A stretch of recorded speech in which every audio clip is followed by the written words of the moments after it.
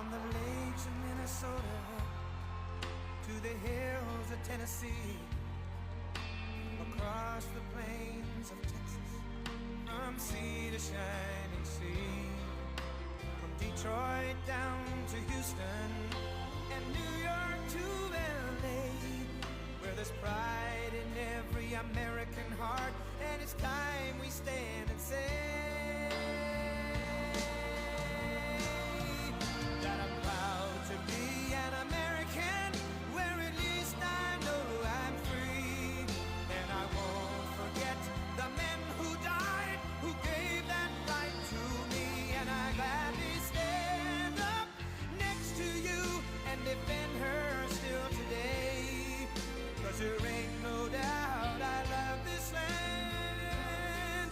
God bless the USA.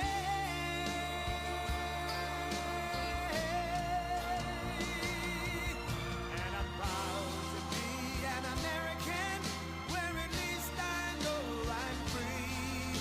And I won't forget the men who died, who gave that right to me. And I gladly stand up next to you and defend her still today. 'Cause there ain't no doubt I love this land. God bless the USA.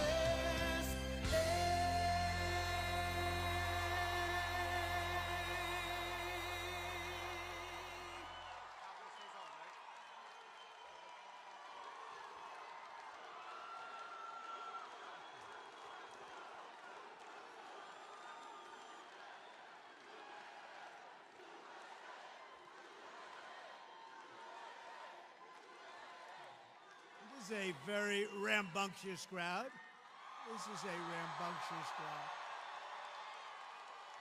Well, hello, Tucson. It's great to be with you.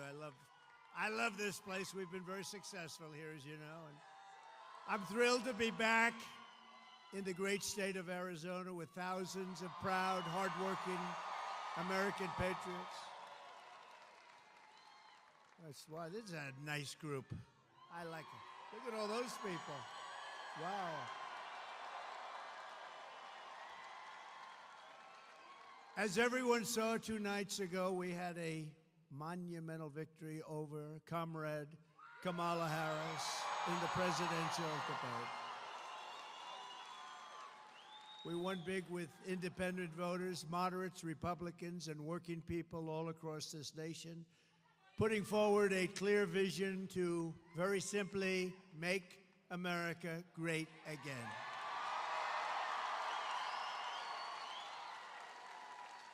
Meanwhile, Kamala Harris showed up spewing empty rhetoric, the same old lies, meaningless platitudes, offering no plans, no policies, and no details whatsoever, nothing. The 2 anchors, David Muir and Lindsay Davis, sat there and only corrected me on things where I was right, but didn't correct Kamala on Project 25 that I knew nothing about, on the bloodbath hoax that has been totally debunked, which had to do with the automobile industry that is going to be dying. It's dying under this administration. They're all going to be shipped out to China. And everybody in the automobile industry making, manufacturing automobiles, vote for Trump. We're going to bring back that industry. These people are killing it. She talked about knowing it was all false. She talked about the Charlottesville hoax, and these people did nothing about it, which has been totally debunked, as they say, by Snopes and Snoops and everybody else. Hey, go look it up. Go to Snoops, whatever the hell that is. Now, I hear that's a liberal site, and they came out totally in favor of me. That's got to be a bad thing, but they said they gave you total phony stories. Kamala Harris said that no state allows abortion in the 9th month, which is a complete and total lie. They do. They do. And even after birth in some cases. She claimed, I want to monitor women's pregnancies. I don't want to do that. I don't want to. It's a total lie. I don't want to do that. Women, I won't be following you around to the hospital, monitoring. No, she made it up. She's a liar. She doesn't work at McDonald's. She said she worked at McDonald's, right? Right? She worked at McDonald's and she was working so hard. There's only one problem. She didn't work at McDonald's. She's a liar. Liar. She claimed that I want to deny people IVF treatment when in fact I want to require insurance companies to pay for it. And I came out totally in favor of IVF. That's fertilization for the men in the audience.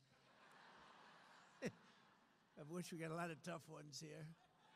She claims she doesn't want to ban fracking when she said repeatedly over a 10-year period, I will not have fracking. Then about a little while ago, she goes, I'd love to have fracking. Her pollster came back and said, this is not good. In Pennsylvania, you want to ban fracking, that's not so good. That's a big part of what they do, right? And she came back, all of a sudden she thought fracking was wonderful. Here's what happens with all of these things. Right after the election, she goes back to where she was. She claims she doesn't support mass gun confiscation, when in fact she supported it entirely, and through her entire career, think of that, she wants to confiscate your guns.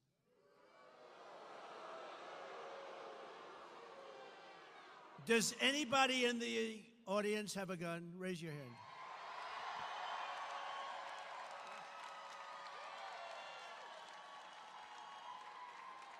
Would you mind if this lunatic knocked on your door? Hello, I'd like to take away your gun. Is that all right? Especially the women won't allow it. They're not going to allow it. That's unbelievable. What is that, about 100% of the audience? Let's go. Does anybody in the audience not have a gun? Wait, there's somebody.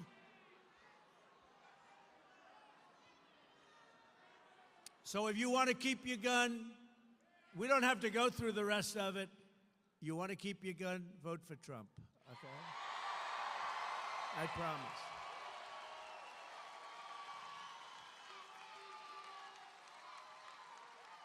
But you know, she did something even worse than that. You know what it is? She was the leader of a thing called a movement, Defund the Police. How about that? She was the leader of the movement to defund the police. Now think of it. Anybody that wants to defund the police, that's called, she's down and dirty left, okay? That's down and dirty. If she's in there for a week at defund the police, we don't want her to be president. We don't want her for anything, frankly. But all of a sudden, she says, no, I never said it. You know, she actually goes around saying she never said it. But we've got like 10 years of tapes where she's saying it. With the guns, with the fracking, with everything we mentioned. She had many years of tapes. But the public was not fooled. They saw right through it. Kamala's lies and unprecedented partisan interference of two low-life anchors. They're low-lives. For them to do what they did, and they wouldn't correct her on like Project 25. I don't know what the hell it is. I purposely have not read it. I could, but I don't want to, because they never had my authorization. And for them to allow her to get away with me, everything I said, well, we don't think it's true, like the crime statistics. The FBI didn't report the most crime-ridden cities. They didn't do it. They left out large numbers of areas where they had a lot of crime. So the numbers came in, they weren't up too much. And if anybody in this audience doesn't think there's more crime now, there's so much more crime now, but they gave false and fraudulent numbers. They did it with something else. 818,000 jobs. Think of it. They said they had 818,000 jobs that didn't exist. So your jobs numbers look better, but now they had to do. What happened is they were taken away by a leaker. Usually I don't like leakers, but I like this particular leaker, whoever it was. But when a prize fighter loses a fight, you've seen a lot of fights, right? The first words out of that fighter's mouth is, I want a rematch, I want a rematch. And that's what she said, I want a rematch. Polls clearly show that I won the debate against Comrade Kamala Harris.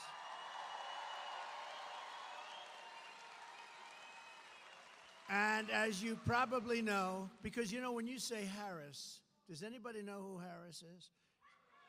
Now, Kamala is a very different kind of a word. Nice name, very nice name. But you know her as Kamala. You don't know her as Harris. When you say Harris, everyone says, who the hell is that, right? But she immediately called for a second debate, which means that she was like a prize fighter that lost a fight. We had two debates, though. I had a debate with Crooked Joe Biden, right? And I had another debate with her. She and Crooked Joe have destroyed our country with millions of criminals and mentally deranged people pouring into the USA, totally unchecked, unvetted, and with inflation bankrupting our middle class. It has gotten bad. Everyone knows this, and all of the other problems caused by Kamala and Joe. It was discussed in great detail during the first debate with Joe and the second debate with Comrade Harris. She was a no-show at the Fox debate. You know, Fox invited her. She was a no-show. I sat with the great Sean Hannity. Does anybody know Sean Hannity? Good man. He's a good man. And I said, where is she? She didn't show, so we did a town hall. And he got great ratings on that town hall, I'll tell you right now. Got really great. Led all of television for the week. It's not bad, right? Simple town hall. Turned out to be a town hall from what it was supposed to be, but she didn't show up. And refused also to do NBC and CBS. She went over to ABC, which in my opinion has taken a big hit because these two people were bad news. They kept screaming at me. I said, why are you screaming? I'm saying to myself, I'm looking at him. I always liked him. I'm not going to watch him anymore. I'm not going to watch him because he's not legit, what he did. I'm not going to watch him. And his hair's not as good as it used to be, you know? Kamala should focus on what she should have done during the last almost 4-year period. She kept complaining, well, you know, when I'm in, I'm going to do this, and I'm going to do that. And at the end of the debate, I said, why don't you just do it? You could leave right now. Why don't you do it?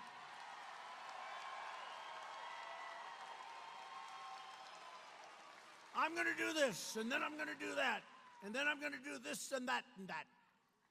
Remember at the convention when she went out and they nominated her, even though she got no votes, they nominated her? No, she came in last place in the primaries, right? And then she said, Donald Trump is a threat to democracy. No, she's a threat to democracy. She is a threat to democracy. But you remember when she went out and she said thank you? Do you remember that? It was the weirdest thing. Am I wrong? Because they were saying JD and I are weird. No, we're very solid people. She's weird. And that vice president of hers is really weird. He's really.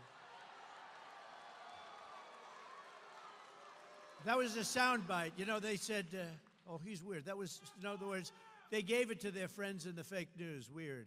It's something I've never called. I've been called a lot of bad things, but not weird. But, you know, she went out and the people were applauding and stuff. And she goes, thank you, thank you, thank you. Thank you, thank you, thank you, thank you, thank you, thank you, thank you, thank you, thank you, thank you, thank you. I think she went nuts. There was something wrong with her. But I was very happy because I got the endorsement of the vice president's family. And I got the endorsement of the vice president's brother. And even sent me a contribution. And I was very happy because Barack Hussein Obama, his brother, as you know, endorsed me. So, no, his brother endorsed me.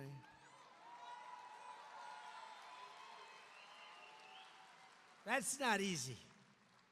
Now, so we have the endorsement of President Obama's brother. We have the endorsement of the brother of the future vice president. He better not win. If he ever won, this country will be in bad shape. It's already in bad shape. 3.5 years of what they've done to this country, especially, look, we're laughed at all over the world. We would have never had the Russia-Ukraine problem. We would have never had October 7th, Israel, the attack on Israel. None of these things, and we wouldn't have had inflation.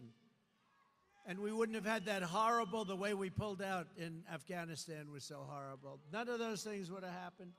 We would have had a much different country. And we wouldn't have 21 million people in our country right now that shouldn't be here. That I can tell you.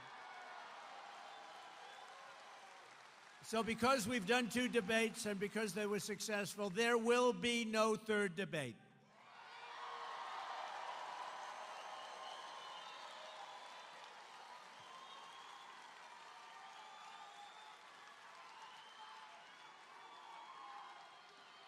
It's too late anyway. The voting's already begun. You got to go out and vote. We got to vote.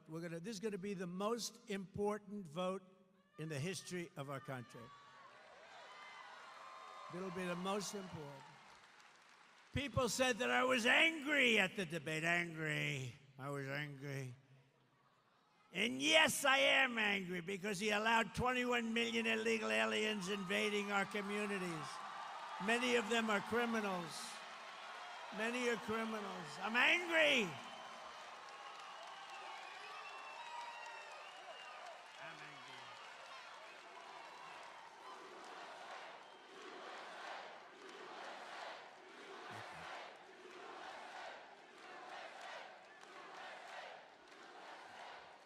They said he's an angry person. No, they're destroying our country. I don't like. She's smiling. All practice, right? Did you see her? She's like,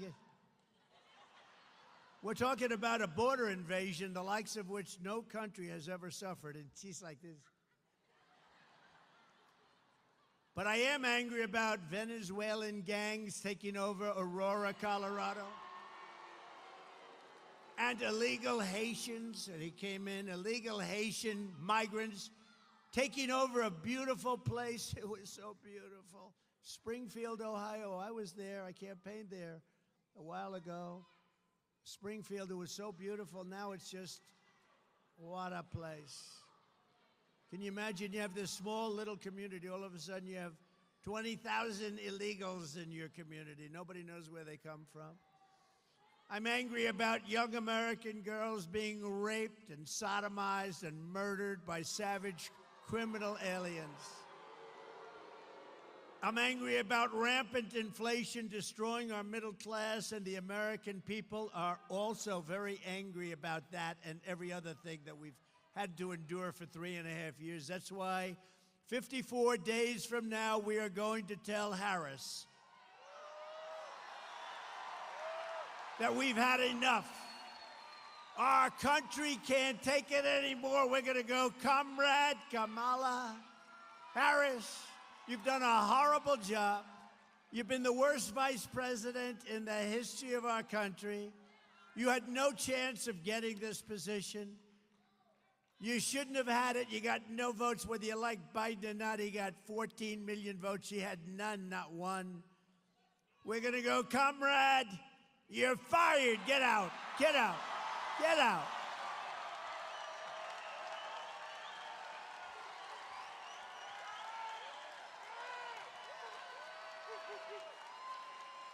Thank you. Thank you, everybody.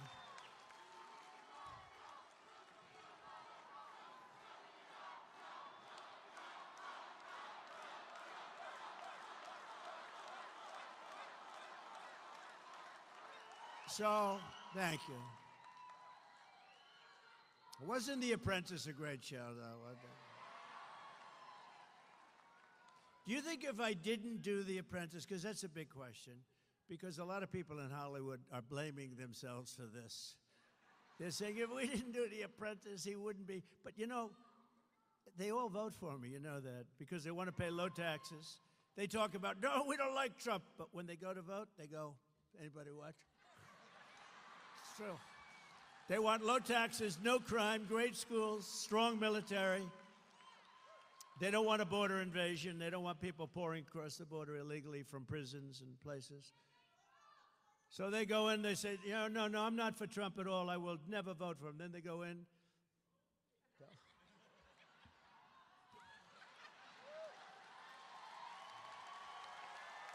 It's true. And then they go out and they do exit polls. And, you know, in 2016 and 2020, where I got many more, millions more votes, by the way, I hate to say that. They say, oh, that's a conspiracy theorist. No, it's called, I got more votes than any sitting president in the history of our country. And they said we lost.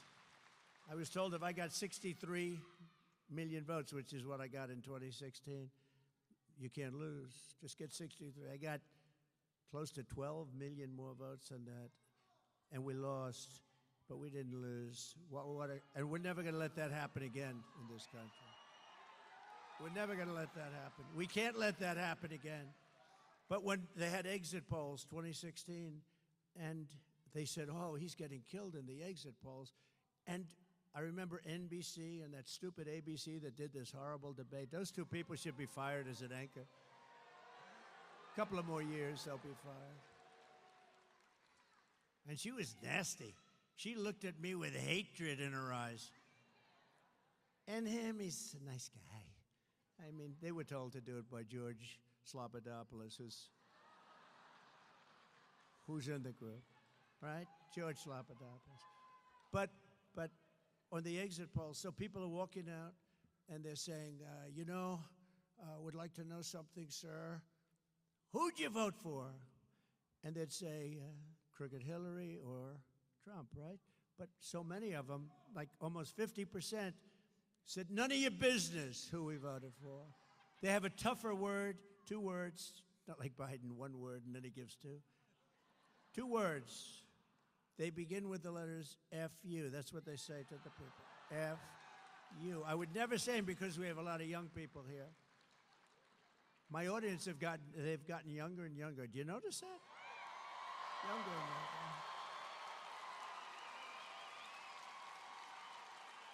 Don't worry, I still like the old people the best. I don't care. I don't care. Let that cost me, all these young people. Let that cost me the election. I still like the old people the best. Got to stay with the people that got you there, right? I love what we're doing for the old people, you'll hear. But so that was the 2 words, but I don't want to use those words. So they said, none of your business, which is not really what they said. And they walked out, and everybody said, Trump is finished. He's not getting the numbers. Because in the past, nobody said that. They'd say, I'm voting for this one or that one. There were no people that wouldn't say, they'd just say who they voted for. So what they did, thank you, darling, thank you. So what they did, just keep saying, I love you, right in the middle of my punchlines. So they always say one or the other. And I had one analyst who was very smart, but I was called by Fox, this person at Fox, sir, I'm sorry, sir, it doesn't look good. It doesn't look good. And they say, it's 4 o'clock in the afternoon, because, they've interviewed all these people. And another one would call me. They all said, oh, they were actually happy. Most of them were happy. Some were really sad, though. A lot of the people were really sad. So it came out, this is going to be a very short evening for Donald Trump. They were so happy. Martha Raddatz was actually crying at the end when I won. She was crying. You don't think she's biased, do you? Martha Raddatz, also of ABC. ABC is the worst of the group, by the way, I have to tell you. They're all bad. But the worst is ABC, and they proved that with the worst 2 anchors anybody's ever seen on this thing. They were the worst. At least they shouldn't have been so obvious, right? So anyway, so I walked out, and the people walked in, and I was getting calls that thousands of people all over the country. I'm sorry, sir, I'm sorry. Then one guy calls me up who's a political, brilliant guy, and he said, sir, and I went to see, I don't think I've ever told this story. I went to see our great First Lady, and I said, darling, I got home from Michigan. I was in Michigan last stop. And I got home from Michigan at like 4 o'clock in the morning. I had a rally. We had 42,000 people. At 1 o'clock, I did 7 rallies. I started in Florida. I went from Florida, where it was 88, to Michigan, where it was 20 degrees below zero. I said, if you don't catch a pneumonia in this business, you're never going to catch a pneumonia, right? But I went to our great First Lady and I said, darling, and I felt okay. It was amazing because, you know, the athletes, they say, I left it on the field. I left it all on the field. Well, I did, because I did 7 major rallies for 2 days, 7 each. Who the hell could do that? People were saying nobody else could do it. You think Biden could do it? I don't think so. I don't think Biden would do 7. I don't know if he'd do 1. He'd do 1 that would last for about 3 minutes. Now, we did major rallies, you know, speak for an hour, hour and a half sometimes, go to the next state. We got all up and down. We went off everywhere. But this one guy calls up. So everyone had called me. I had a young gentleman in my family came to see me. Sir, you haven't lost, but it's not looking good. This is at 5 o'clock in the afternoon on election day, right? And I said, it's all right, don't worry about it. So I went to see my wife, and I said, you know, I don't feel the way I thought I'd feel. I thought I'd be like devastated, but I left it all out, and if we don't make it, but it looks not good. She said, does it look like you're not going to win? I said, it really looks that way, and we'll get by it. It's one of those things, but I was very disappointed. But I just felt it wasn't like, gee, if only I worked a little bit harder, because humanly, you couldn't work harder. Then about 5:30, I get a call from a very smart political guy, and he goes, sir, I'd like to congratulate you. I said, on what? He said, you won this election.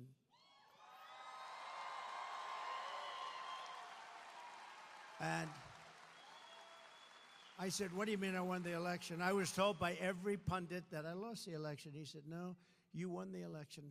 I'm 95% sure, because we've never seen so many people leaving an election that said, it's none of your business, right? Meaning, you know what?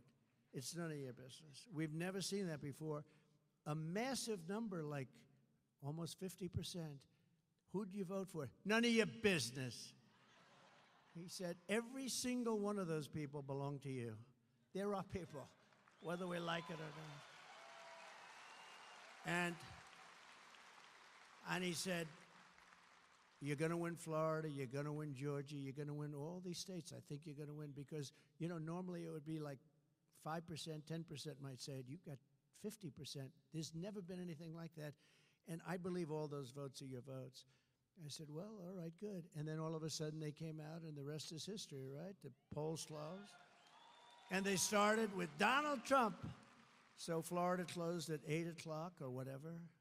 And within like seconds, it closed. Florida polls have closed. Donald Trump has won the great state of Florida.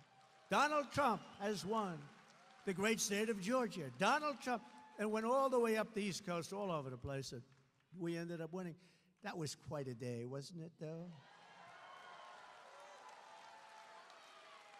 And then we did much better the second time, much better, much better. And then, but this is going to be the time, because we've never had the enthusiasm that we have now. We've never had it. Because now you see how bad they're doing. You know, you see how bad. Before, you didn't really, there was nothing to judge, right? Because I was the president, we did great. We had a great economy. We got hit with COVID, which is China.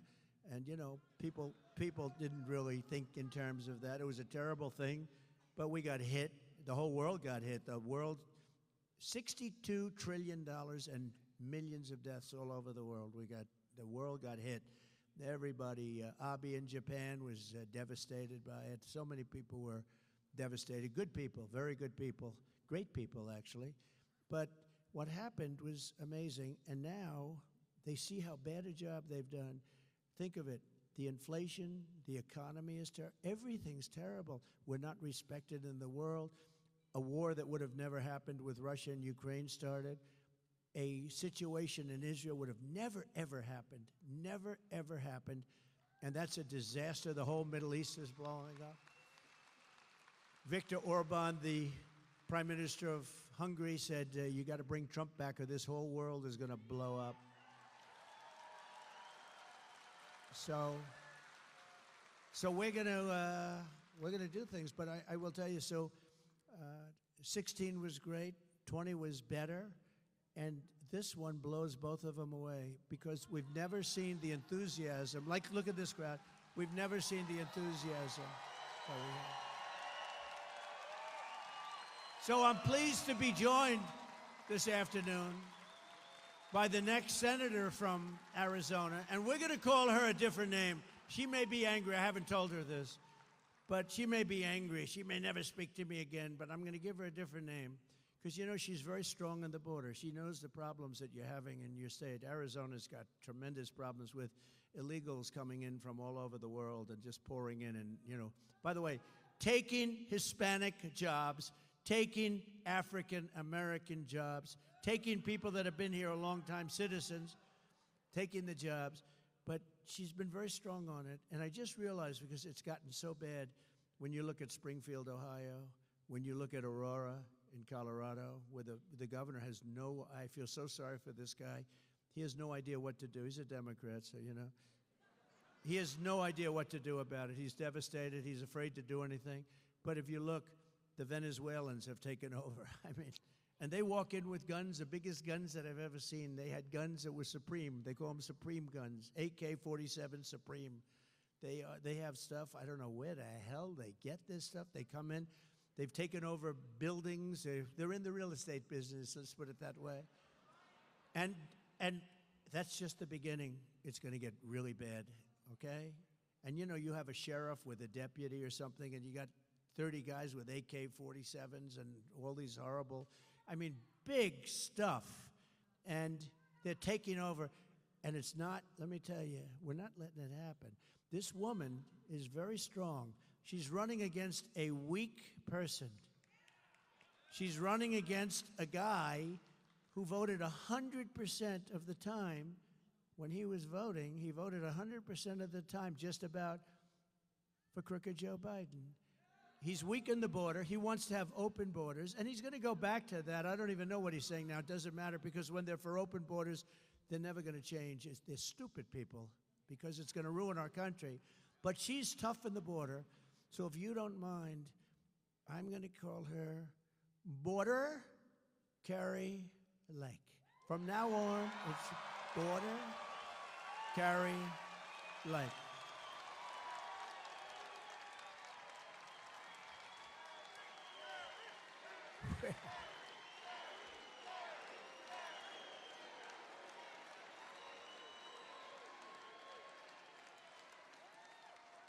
She's a fantastic person. I've known her a long time. I was one of the early people that endorsed her, and I'll tell you, she is tough, tough, tough on the border. And, you know, that's taken over. I think in 2016 I won maybe because of the border. I don't know, the economy, the border, whatever, but a lot of it was, but the border, and I fixed it. And in 2020, I couldn't talk about the border. My people would say, sir, you're wasting your time talking about the border. I said, well, wait a minute, I fixed the border. I want to talk about it. Nobody wants to hear it. You know, once it's fixed, nobody wants. I made that border so strong, and I couldn't talk about it. But let me give you the bad news. That border was 1/100th of what it is now. That border was, when I took over, it was bad. But it was just a fraction of what now. It's horrible and dangerous, and we're ruining our country. We're destroying. So Carrie told me that she's going to be focusing on the border, right? And she is, you're going to get it fixed, right? You're going to get it fixed? And she's going to get it done. She's tough. She's tough on the border, though. It bothered her from the first day you started having the problem. She would have done it as governor, and that race was a very sad race because she did great. But she would have done that as governor. But she'll do it even more so, in a sense, as senator, and she'll fix your border, and she'll be working with me on doing it.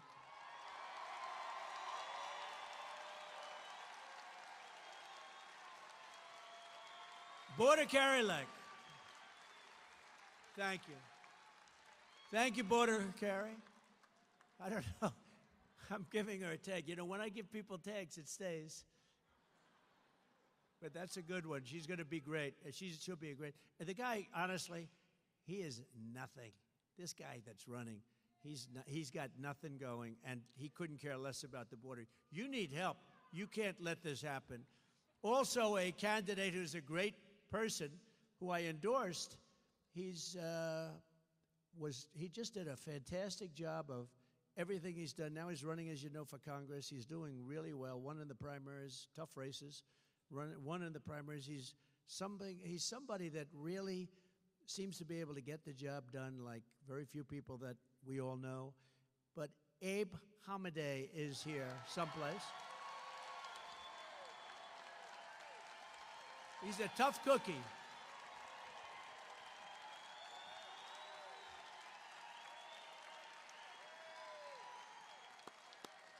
He's a tough cookie, and I can really name him border also, but how many names can I use? But you're a big border guy. You want to see a strong border, and you'll win on the border. You will, and Carrie will win on the border. You don't have to talk about anything else, because everything else we'll fix. We'll take care of we'll bring your interest rates down. We'll do everything, but you'll win on the border. If you guys just focus on that, you don't have to talk about much else. There's a man that's going to help you a lot on the border, too. He's a fantastic friend of mine, Art Del Cuello. Border Patrol, the head of Border Patrol. Where is Art?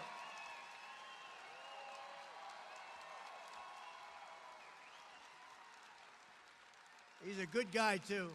He's been my friend along with a couple of our other friends that for a long time. And, you know, they endorsed me years ago, and they've never taken it back. And I saw that Art and his people go on television. They say there's only one man going to be able to do this border. And I appreciate it, Art. We won't forget it, Art. Thank you, man. Thank you. Thank everybody else, too, Art. Appreciate it. And Arizona Republican Party Chairwoman Gina Swoboda. Gina, she is great. She is a winner. Thank you very much, Jane. And I'd like to thank all of the police I met backstage and Border Patrol people, ICE.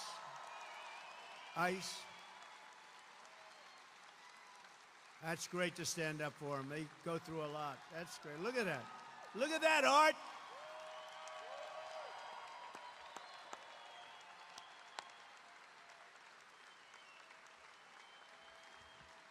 That's great. And they deserve it, too.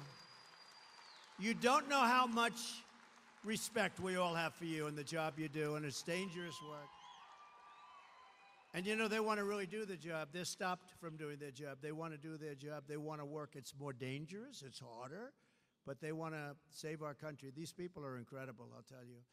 As the people of Arizona understand better than anyone else, under Kamala Harris, our country is under a thing called invasion. Did you ever hear the word invasion? Just like a military. It's like a military invasion. We're being conquered and we are being occupied by a foreign element. And, you know, if you think about it, China has a 5 million man army, mostly man in that case, I can tell you. But they have a 5 million person army. And we have 21 million people coming this year. This period of time, 21 million people over the period of the last few years. Think of it, they have a 5 million, that's a big army. And we have 21 million people here, so cut out half. That means you have 10 million people, and they have guns. You just see that. If you look at Colorado, take a look at Aurora. They have guns that are the most sophisticated guns anywhere in the world. High-powered stuff. And, you know, you say to yourself, so if you cut the number in half, 10 million people, and cut that number in half, 5 million, that's the size of China, and what they have as an army. It's pretty dangerous stuff. We got to get them the hell out of here. As discussed in the debate, not only is Comrade Kamala allowing illegal aliens to stampede across our border, but she is flying them here from other countries. Remember, she said, no, no.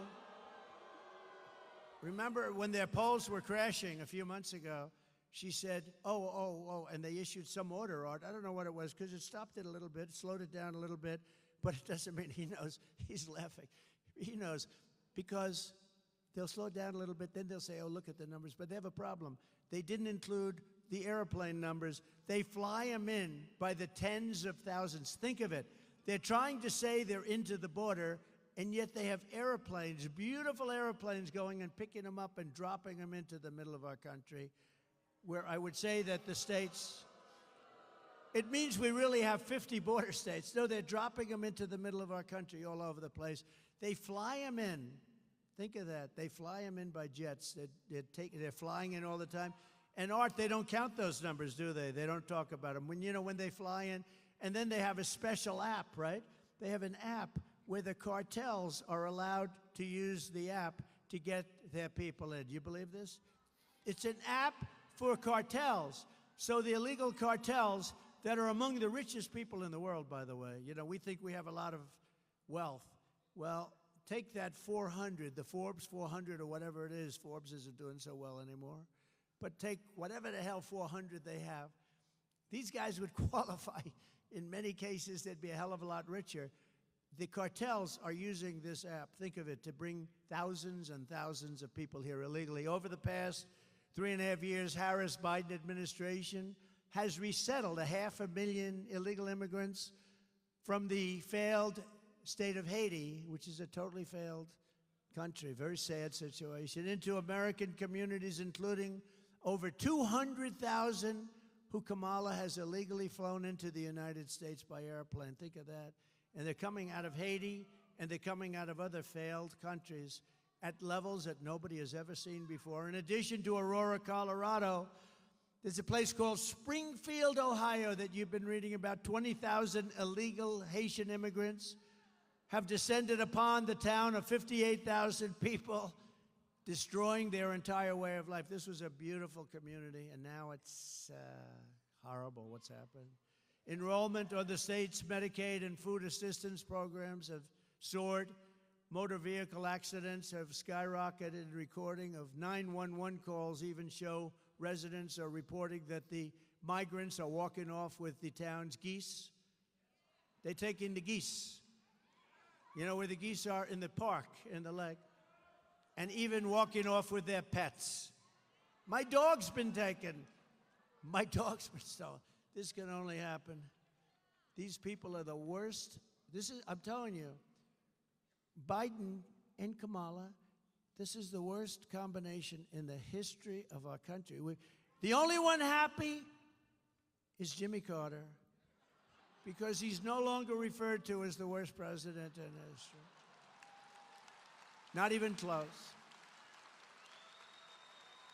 Likewise, the small 4,000-person town of Charleroi, Pennsylvania. Have you heard of it? Charleroi. What a beautiful name.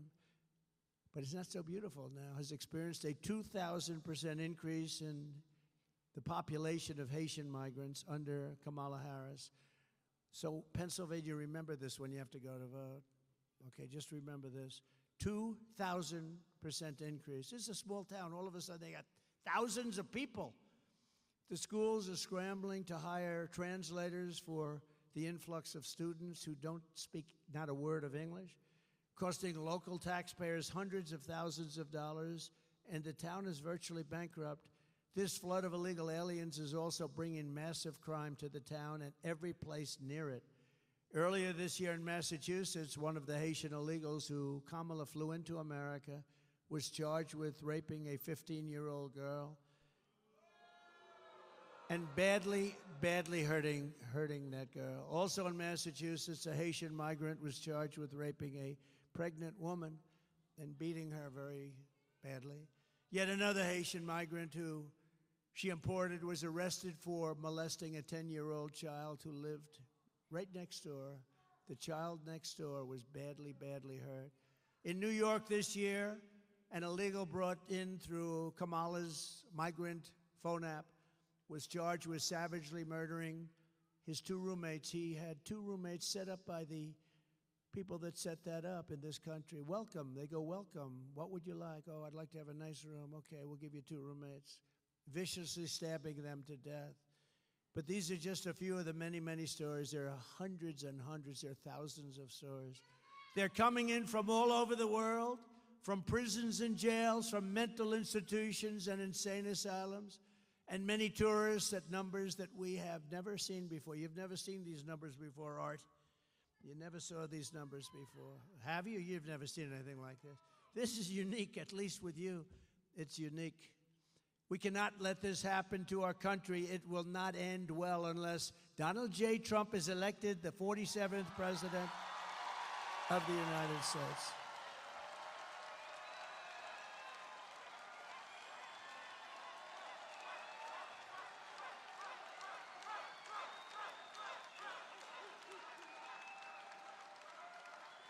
Thank you. All right, we'll get him out. We'll get it ready. We'll bring back our country in many ways. That's one way.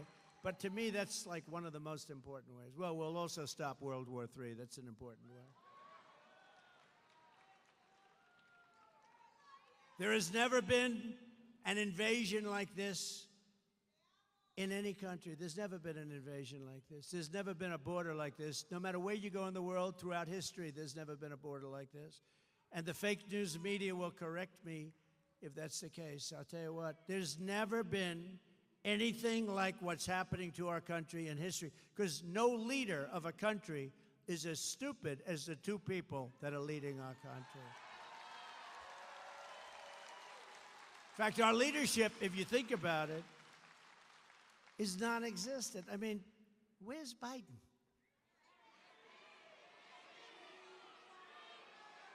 Do you think he lies awake at night, turning and tossing on finding a way to stop the horrible war between Russia and Ukraine? I don't think so. He hasn't spoken to Putin in years. I will get that war settled as president-elect.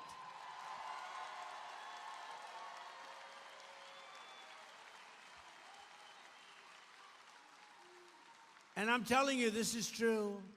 Kamala, a committed Marxist, you know, her father's a Marxist professor, will be far worse than crooked Joe Biden. She's going to be worse, because he doesn't really believe it. She does. She does believe it.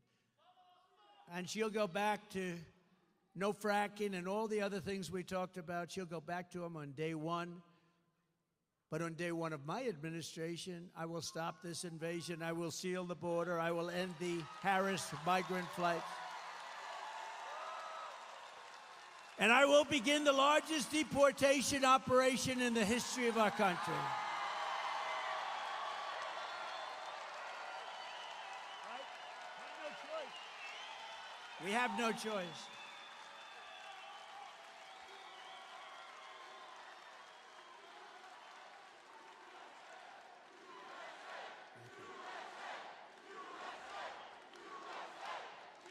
Thank you. Thank you. We will not allow our country to be destroyed. They're destroying our country. We will get the criminals out, and we will not let them back into our country. We're not going to let them back in. They're staying out. You know, the other countries are doing this. You know that. And this is all over the world. This isn't just South America. This isn't Honduras alone and Guatemala, El Salvador, Mexico. This is all over the world. The Congo in Africa comes. A lot of people coming from the Congo, but Africa, they're coming. Asia, the Middle East, and South America, but they're coming from all over the world. And they're coming from prisons, and they're coming from jails. We're not going to let this happen to our country. Another terrible effect of the Harris migrant invasion, and she's the one that wanted it more than Biden. Biden didn't know what the hell was happening. He said, oh, that sounds like a nice idea. Is that it is driving housing costs through the roof. You know that, right? You're affected by that. Fewer than 5 million new houses were built in the last 3 years, yet Kamala Harris has imported 21 million illegal aliens who are now disproportionately occupying lower-income rental properties. So think of it. We built 5,000 units, 5 million units. We built, think of this. They started in a little community where they did 5,000. That was quite nice. Then they go to 5 million units, but we have 21 million people came in. None of them are going to be paying a lot of rent, I can tell you that. Because a lot of those people are people that shouldn't be here. Some should, but a lot of them are people that shouldn't be here. As just one example, a vivid one, look at the explosion in rent in Springfield, Ohio, where Kamala has resettled the 20,000 Haitians. There's a chart up here someplace.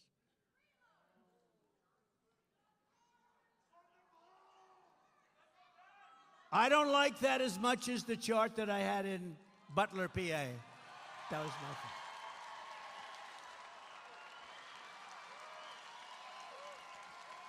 That was my favorite chart.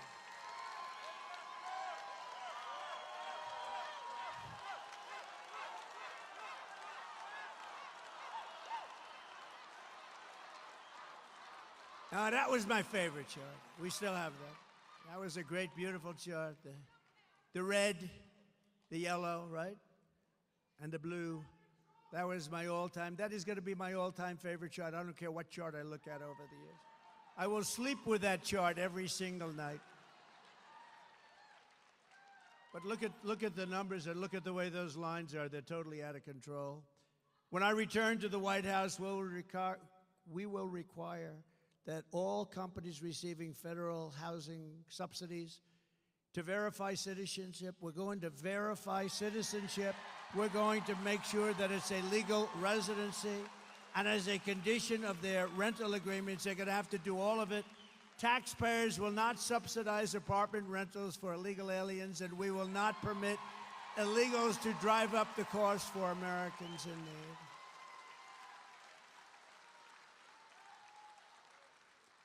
In addition, I will ban all mortgages for illegal aliens. You can't have it.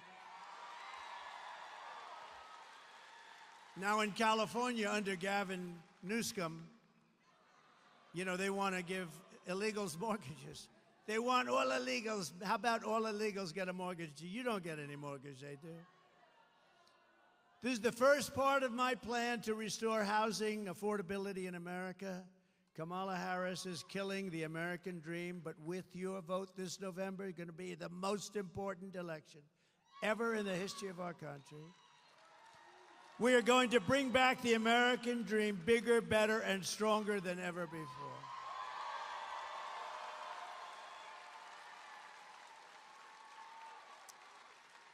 Going to bring it back. Under my leadership, we had the greatest economy in the history of the world. Before the pandemic, we raised real median household income by $7,684, a record per family. We achieved the lowest Hispanic American unemployment rate and the lowest Hispanic American poverty rate in the history of our country. And Hispanic American household wealth and home ownership reached the highest level ever recorded. Thank you very much. I like you. But now Arizonans are experiencing an affordability crisis, and this is a crisis of historic proportions. Do you agree? You know that. You know what's going on in this area in particular. Today, not a single major city in Arizona is considered affordable, not one. When I was president, nearly 2/3 of the homes in Phoenix were considered affordable for families making the median income. Think of it, 2/3, and now it's none.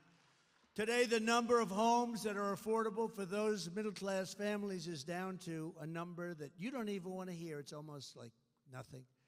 Here are the other pillars of my plan to end this nightmare and help millions of Arizona families afford the house of your dreams. We will rapidly reduce inflation by slashing energy costs. We're going to slash energy costs, taxes, and we are going to slash regulations. By quickly defeating inflation, we will in turn bring interest rates down very fast. When I was president, interest rates were hovering around 2%. You got a mortgage. Oh, look at that guy, the big guy. Stand up. Look at the shoulders on him. You got a mortgage at around 2%. That's right, you. How many people have a... Who else looks like that? Nobody gonna mess with him, right? Nobody gonna mess with that guy. But he was happy when I said to Lord, you got a good mortgage. I can see a lot of other people did. Today, the mortgage rates are at 10%, 11%, 12%. You can't get the money. We're gonna bring it down very fast. We're gonna bring energy down. We will drive down the rates so you will be able to pay 2% again, and we will be able to finance or refinance your homes drastically at much lower costs. You do a refinancing or a financing if you're looking. This step alone will save Arizona families between $800 and $1,000 per month on their mortgage for a typical home. Under Comrade Kamala Harris, your electricity bills here in Arizona rose an estimated almost 100%. It's the largest increase anywhere in the country. Did you know that? Congratulations, you're number one in the... Oh, that's right. That's not good. No, congratulations. You're number one in the country for the increase in your electric bills. What the hell is going on? As president, I will end the Harris-Biden war on American energy on day one, and under my plan, it is my goal to cut your energy costs by 50% in the first year.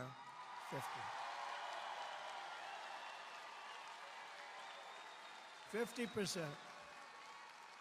Remember, we have more liquid gold under our feet than any other nation in the world, more than Saudi Arabia, more than Russia. We will slash the cost of heating, air conditioning, gasoline, electricity, and by bringing down the price of energy, we will defeat inflation and reduce the prices, which are through the roof right now. People can't afford cereal. You got to see, it's so sad when you see people being interviewed and they buy 3 apples and they walk away from the cashier and they bring an apple back because they can't afford it, and it happens all the time. Upon taking office, I will also sign an executive order directing the immediate termination of every single unnecessary rule that is impeding housing construction and driving up the costs of housing. Government regulations are responsible for more than 25% of the cost of a new single-family home and 40% of the cost of multifamily homes. Think of it, regulations costing 40% of the cost, and it takes you years to get it done. We're going to end all of that. I have been a builder my entire life. I understand the problem, and I will fix it. I know how to fix it. Nobody else is going to figure it out. My objective will be to cut the cost of building a new home by 30 to 50%, and much of it is regulation. And in addition, we will open, and this is your great people in this state that are asking me so many times, so many people are asking me to do this. We will open up new tracts of federal land for large-scale housing construction so that we can get housing on the market.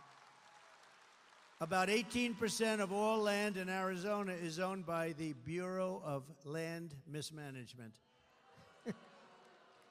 It's actually management, mismanagement. I have to be careful because, you know, with the fake news media, I can go a whole speech. Stand up here largely without a teleprompter. I don't read them most of the time. But because you'd find it very boring when you read teleprompters. Run, spot, run. Remember I said that?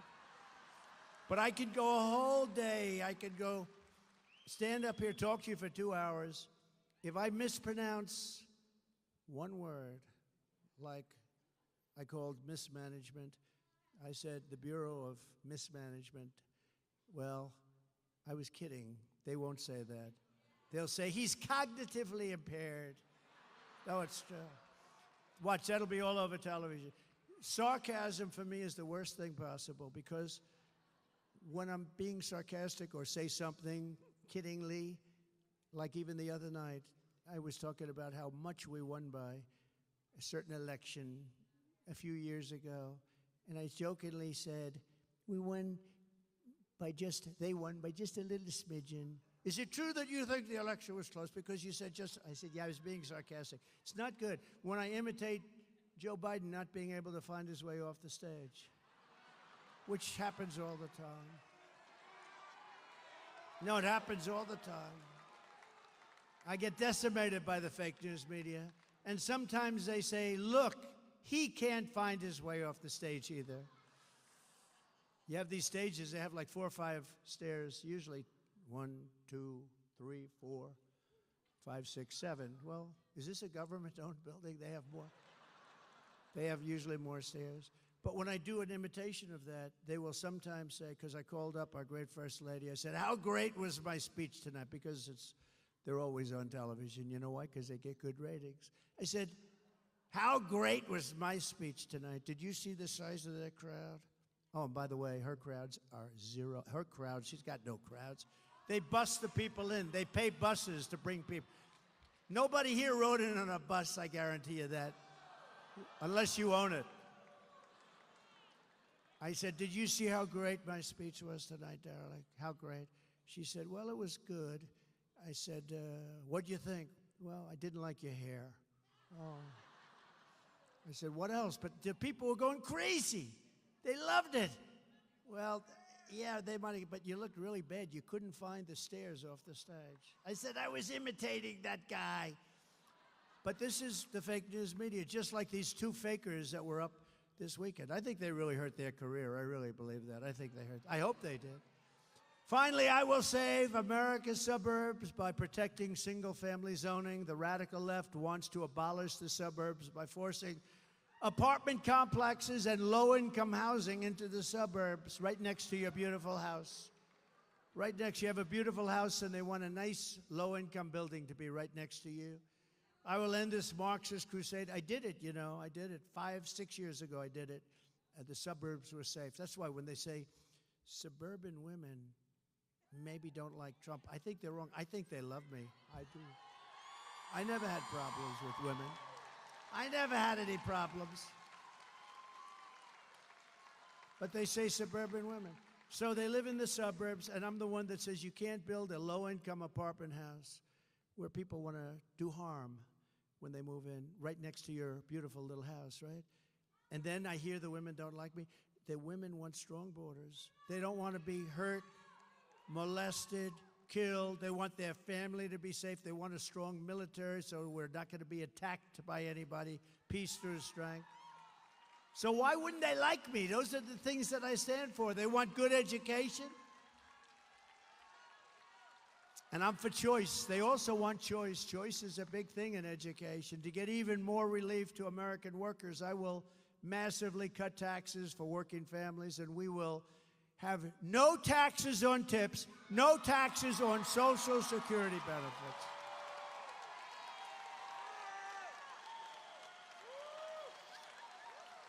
No taxes on tips. You remember a few months ago, I announced there will be no taxes on tips. A couple of weeks later, she goes, I'd like to announce that there will be no taxes. Well, why didn't they do this before? In the meantime, they are putting in legislation to make it impossible for these people to avoid paying taxes on the tips. So I don't know what they're going to do, but I think it was a little bit of a copycat, you know, a little bit of a copycat. And also, very importantly, no taxes on Social Security benefits for our seniors. That's a big deal. I don't know, maybe that's even a bigger deal. But I have a big one coming up. So you have the privilege of being the first to hear this, because I'm also announcing, and you remember that, seniors, when you go to vote, because you know what? You've been eaten alive by the stupid inflation caused by energy and caused by their overspending foolishly, their stupid spending. The Inflation Reduction Act, they call it. And then they said, well, it was a lie. It was really part of the Green New Scam. Okay? Remember that? They said it was a lie. It was a massive spending, trillions of dollars, and it caused inflation, but it also was helped, inflation, by their stupid energy policy. And just so you know, they're doing about what I was doing, but that was 4 years ago, 5 years ago. I would have had it quadrupled by now. They're doing the same thing as I was doing many years ago, but they had to. They were cutting it like crazy. They lost Anwar, the biggest site in the world that I got, Ronald Reagan couldn't get, nobody in Alaska. And they went out and it was terrible. Remember the first part where it was $5, $6, it was going through the roof? And he said, bring back the Trump plan. What did they do? So they got those rigs going again, and we had sort of similar numbers, but mine would have been 4 times, maybe 5 times higher by now. And what they have is they're just steaming along. And let me tell you, if they won the election, right after the election, they're ending all fossil fuel. You're not going to have any, and you're going to find out what bad living is. Today, I'm also announcing that as part of our additional tax cuts, we will end all taxes on overtime. You know what that means? Think of that. Think of that.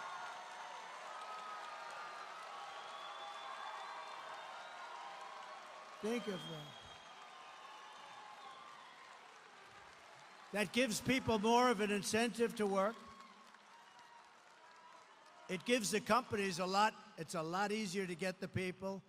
And you know, I went to some economists, great ones, and I said, what do you think? They said, it would be unbelievable. You'll get a whole new workforce by doing that. No taxes on overtime.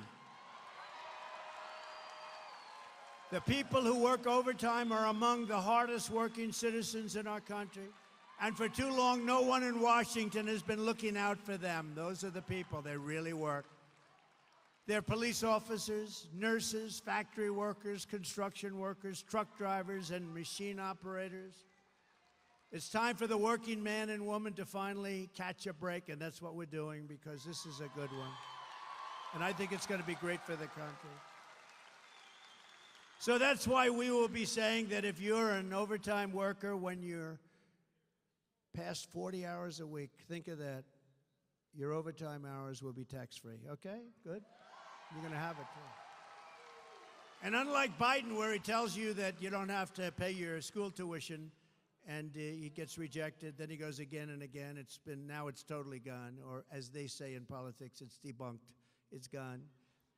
That was terrible. You know, he kept saying to these students, no more loans, no more loans, which was very unfair to the millions of people that actually paid off their loans over the years. Some of them took 20 years to pay them off. But that's a dead deal. That's totally dead. You know, they tried to revive it 2 weeks ago. That didn't work out too well. That's a totally dead deal. But these will be 3 things that will get done. So if you think about no tax on tips, think of that. Think about this, and the Social Security for our seniors, because the seniors have been destroyed by inflation. It's unfair. And this is like a whole new life for them, because you're talking about a lot of money. So no tax on Social Securities for our great seniors.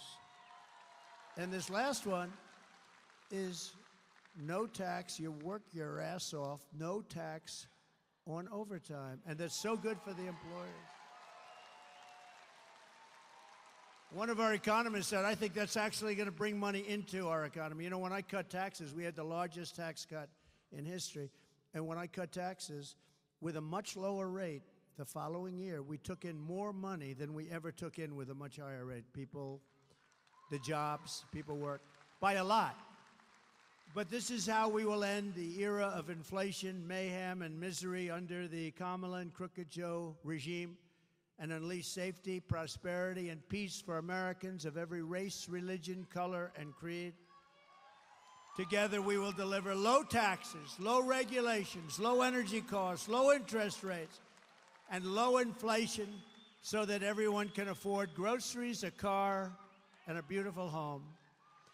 We will stop the invasion and end migrant crime, support our police, strengthen our military, build a missile defense shield over our country. Much of it will be made right here. Ronald Reagan wanted to do it many years ago, but we didn't. Honestly, we're lucky we didn't, because we didn't have the technology. Now we do.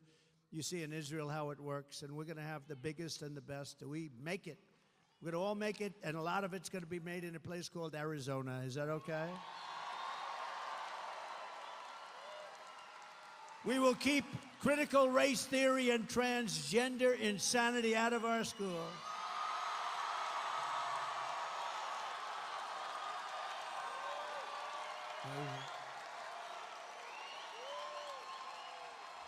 It's amazing. It's insane. You know, that always gets like the biggest applause. It's like a poll. You're like a pollster. You're like a free poll, I must say.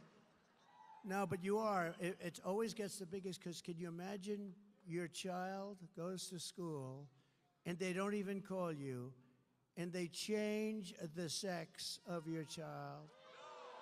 Think of it. And you know who the leader of that whole thing was? Kamala. And another one that gets a big hand, and it's crazy. We will keep men out of women's sports. How simple. How simple. How simple is that? Did you see the Olympics recently? It was pretty good. But they had the prize fighters, the fighters. And they had the women's fighting. They now have women's boxing. That's a big step, but they have women's boxing. And you had this beautiful young woman from Italy, and she was fighting against a man who transitioned. And there were two of them that transitioned. There were two of them that transitioned. By the way, shockingly, both happened to win a gold medal, okay? The two transition men won. But the woman from Italy, she's up, and she's a good fighter. And she's up, and she wants to win, and she's going to show that we can take this man or the woman, this transitioned person, they say. I said, what do I say? They said, transitioned person. And I said, fine, I'm going to say that. But she's going to show them. And he goes, for those that don't know much about a left is just sort of a little defensive. Boom.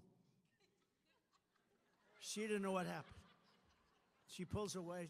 They thought, what happened? She's not. Then she gives it another try, and he goes, boom, with the left. Not the right. This is the one that really hurts, right? Boom. And she goes, I've never been. Then she quit. She walked off. That was the end. She didn't even go there. She just walked off. She said, I could never stay. I've never been hit like that. Then the other fighter, the same thing. So you had two transitioned people fighting. They both easily won gold medals. The greatest is the weightlifting, though. A record that stands for 18 years. And they put an eighth of an ounce here and an eighth of an ounce here on the big barbell. And they got women that are so strong. And this one was going to break the record, and she went up with that thing. She got it, and her parents are right there. And they're going, come on, darling. My wife hates when I do this. She says it's so unprecedented. She's got a great style. No, she goes, do you have to do that thing with the weightlifting? It's so, but people like it, right? Should I do it or not? I tell her that.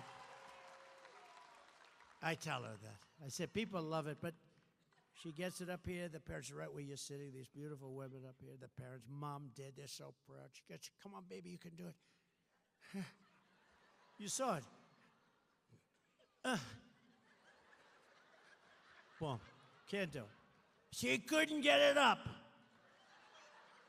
Then a guy comes up. They asked him outstage, have you lifted before? Not much, no, just sort of started. And he said, oh, good luck, sir. I mean, ma'am. And he goes up, looks down.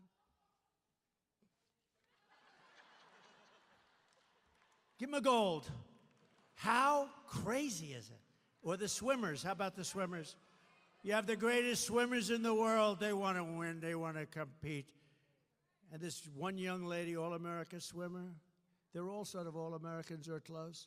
And she looks left and she sees young ladies that she's been growing up with because, you know, they meet the top of the peak, right? The top of the peak, the best. She looks left and she sees 5 young ladies that she's grown up with in California and other places. She looks to the right, she sees 4, and this person next to her who's gigantic. Looks like Wilt the Stilt Chamberlain on steroids. And she looks up. She's never seen anything like this, but she's okay because she's like top. And she's going to break that record. She's going to break the Olympic record. This guy had a reach that nobody has ever seen before. So he gets in and he jumps in, they jump in that pool, and she's swimming like crazy. And as you know, you probably heard, they had to take her out. She was seriously injured. You know what injured her? Wind burn. He went by her so fast that she suffered massive wind burn. Very serious problem. He won by a lot. In fact, he was having lunch while the other young ladies were coming. He was enjoying a nice lunch as the rest of them were swimming in. How demeaning to women, right? Demeaning. How ridiculous. How demeaning to women, like they have wrestling. Stand up again. Will you stand up? Right there. You with the Trump. How the hell can a woman... Is there any woman in this audience that wants to take this guy on? All right. No, I love that guy. He anybody wears a Trump shirt, I like that guy. He looks He looks okay to me. We will defend the Second Amendment, restore free speech, and we will secure our elections. Everyone will prosper, every family will thrive, and every day will be filled with joy and opportunity and hope. But for that to happen, we must defeat Comrade Kamala Harris. I use that term because you know what that term means, right? Communist. She's a Marxist, communist, fascist, socialist. She's not actually a socialist. She's gone past that. Remember, I used to say, America will never be a socialist country. Actually, they skipped past socialism. They started at communism. We must stop her country-destroying liberal agenda once and for all. So get everyone you know. You got to go vote. You got to get people to vote. Because we want to get a landslide that's too big to rig. You know, if we have the big votes, they can't rig it. They try. They're the most dishonest people. We want to go too big to rig. On November 5th, we will save our economy. We will rescue our middle class. We will reclaim our sovereignty and restore our borders. And we will always put America first. We will take back our country. Arizona, thank you very much. And God bless you all. Thank you. Thank you very much.